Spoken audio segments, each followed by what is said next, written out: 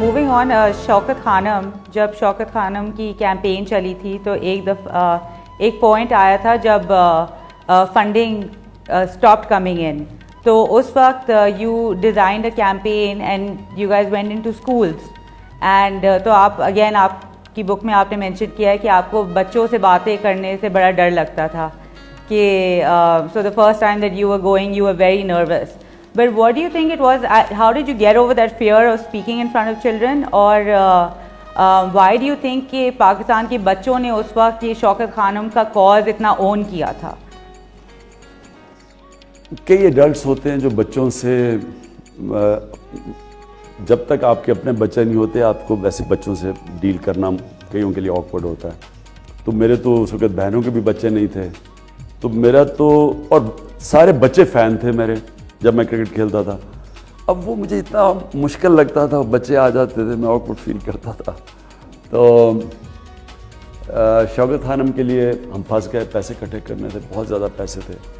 تو کسی نے یہ آئیڈیا دیا کہ یہ اسکول کے بچے تمہارے سب سے زیادہ فینس ہیں, تو ان کو کیوں نہیں کہتے کہ پیسہ اکٹھا کرو شوکت خانم کے لیے, کیونکہ ہم پھنس گئے, بڑا اتنا زیادہ پیسہ تھا.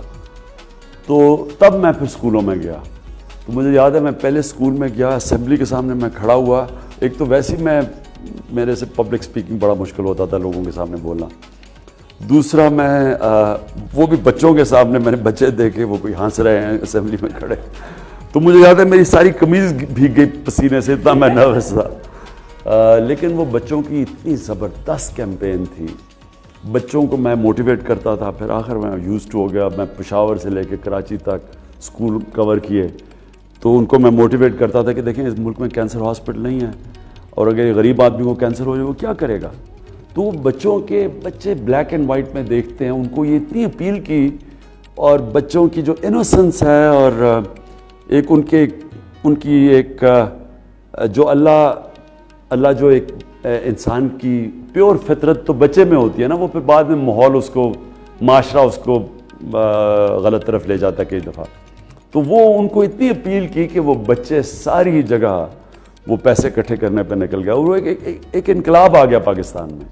تو وہ ہماری سب سے کامیاب کیمپین تھی شوکت خانم کی, جس نے لانچ کی ایکچولی شوکت خانم. جی, اور ابھی تک آئی تھنک ٹائیگرز کلب ابھی تک وہ چلتا ہے.